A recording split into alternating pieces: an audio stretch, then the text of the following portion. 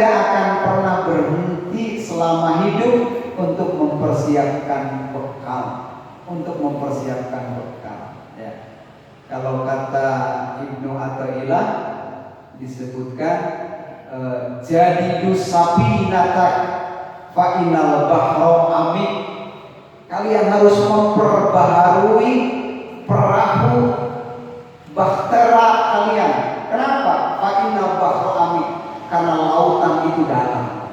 Makanya harus diperbaiki.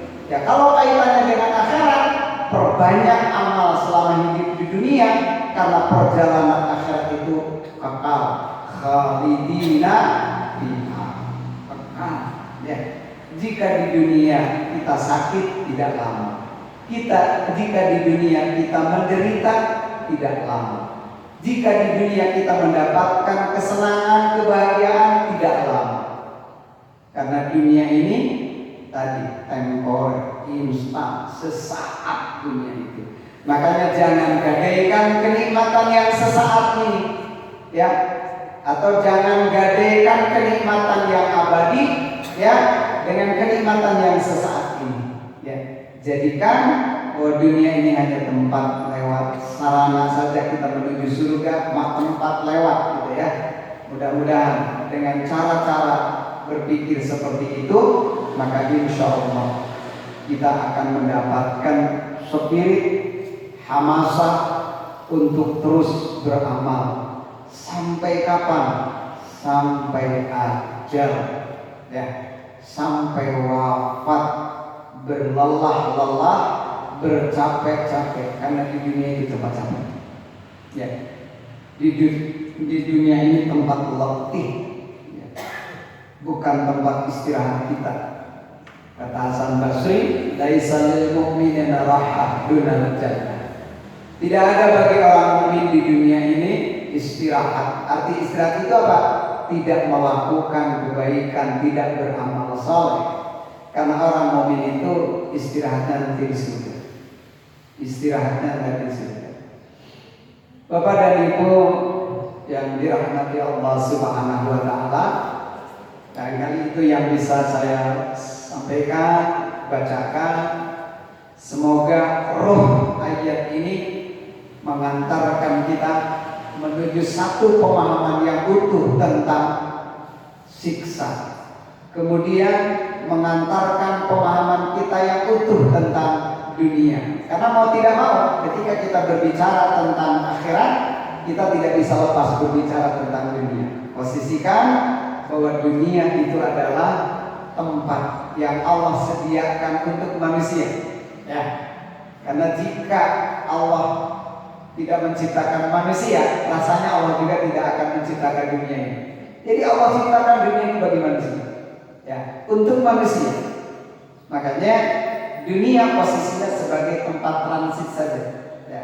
Sebagaimana hal-hal di luar diri kita, ya, itu semua kan transit. Makanan hanya transit, minuman hanya lewat, ya. Pakaian juga hanya mampir sesaat, kalau sudah sobek ya dibuang. Semua dunia ini sifatnya seperti itu, hanya transit, mampir, lewat, gitu. Numpang lewat saja, ya. Setelah itu lain lagi urusannya, ya. Kenapa saya berulang-ulang berbicara tentang dunia? Intinya agar kita menyadari supaya kita tidak tertipu di dunia, karena tempat asal kita adalah akhirat. Tempat asal kita adalah akhirat. Kenapa kita di dunia? Ya karena gara-gara Nabi Adam makan, gitu ya. Makan khuldi, akhirnya kita ke dunia. Mungkin kalau menurut syahwat nafsu saya, jika Nabi Adam tidak makan khuldi, kita di surga. Tapi inilah skenario Allah SWT.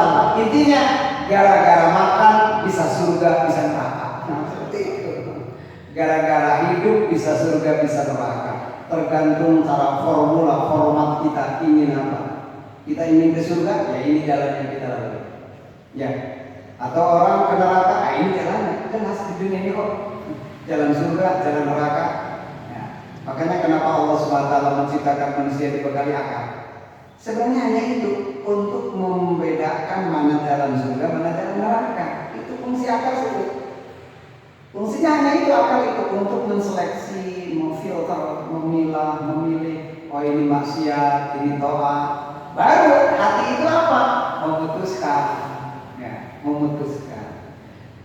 Ketika orang belum mampu memutuskan, tidak nyambung antara pikiran dengan hatinya. Pikiran tahu.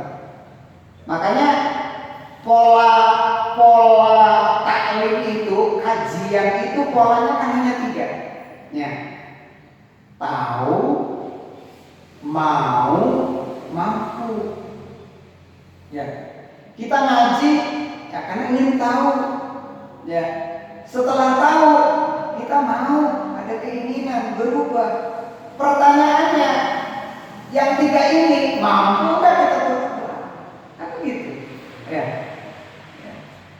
Makanya antara tahu dan mau itu prosesnya kajian. Ya. Kemudian dari mau sampai mampu, nah itu prosesnya latihan.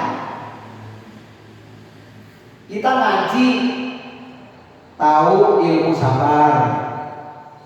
Kemudian sudah tahu mau bersabar. Dari mau itu menuju mampu itu butuh latihan.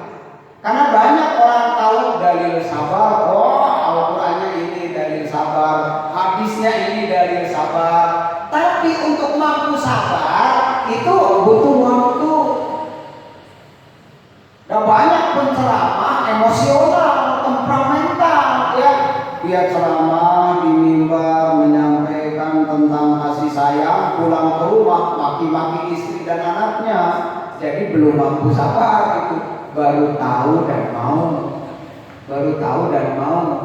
Makanya untuk proses dari mau ke mampu itu yang disebut wilayah riyadhah, latihan. Nah itu betul latihan.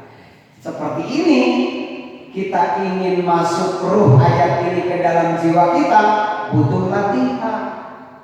Latihannya apa? Dzikr. Kemudian latihannya apa? Sering mengingat kematian. Latihannya apa? Sering ziarah ke kubur. Ya, nggak usah jauh-jauh. Kuburan yang ada dekat rumah saja. Ya, karena pada dasarnya hanya satu ziarah kubur itu, dzikrul maut. Ya, hari ini sebenarnya nggak usah jauh-jauh, ke kamar jenazah aja di situ selesai dzikrul maut. Ada orang mati, ya. Kalau di lingkungan kita ini nggak ada orang mati, gitu ya. Datang ke rumah sakit, datang ke kamar jenazah ketika ada orang